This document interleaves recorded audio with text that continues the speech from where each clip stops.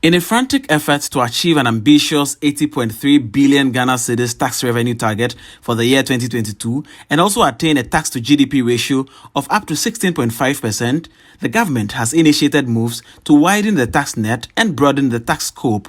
Aside from the introduction of an electronic transfers levy, which has been withdrawn from Parliament temporarily, the government has also initiated moves to tax businesses operating via the internet. The Commissioner General of the Ghana Revenue Authority, Reverend Amishadai Owusu Amwa, has disclosed that the GRA has completed design works on a software that will monitor and tax online businesses in a bid to transform the country's tax revenue mobilization strategies to reflect the changing trends of business. He noted that the same software shall monitor and tax online gaming and betting activities. The GRA boss made the announcement at the authority's 2022 management retreat being held at the Volta Serene Hotel in Ho. Here people say that do e-commerce instead of e-levy. Do this one instead of that. The question I ask myself, why the instead of? I don't expect them to say in addition to. Because even if we get to the 16.5% of GDP, we are still not at our highest possible yet. And if we are able to do the other things, we'd rather be able to lessen maybe the burden of some other people who today maybe are taking a lot of burden. And we are not ignorant of those opportunities. So I must say that the e-commerce tax is being worked on. And actually, as at last week, I sat in a presentation of the software and how it will work and a demonstration of it. And we are confident that by 1st April, the taxation of e-commerce will begin.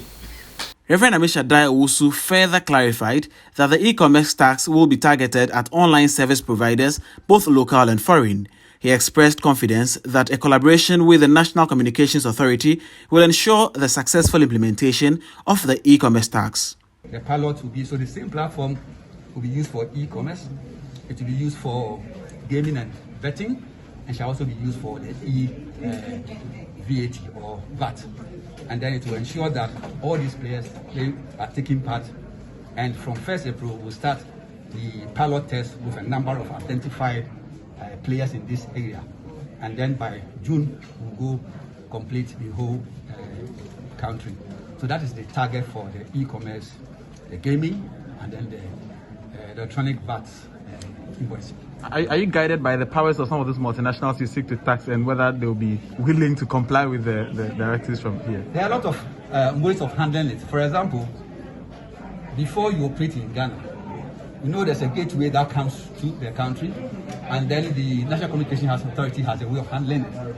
And therefore, if you have not registered with us, and we block you from being able to originate a transaction from Ghana, it's up to you as the international and global multinational to decide whether you want transactions to emanate from Ghana or not. So it's up to them to decide whether they want to operate from here. But once you operate from here, you have to pay. And we have a method of making sure that you will pay. So you're not at all tax online businesses, local online businesses? Oh, they're also included. I mean, that's what I said, e-commerce.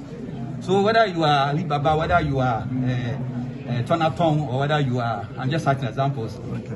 Whether you are in Ghana or outside, the same thing applies to the betting. The bet 364, whatever, bet 380, whatever they are, you all have to make sure that you are registered with us. If you are not registered with us, there's a way of we blocking you from being able to emanate your transactions from Ghana, and we'll tax you.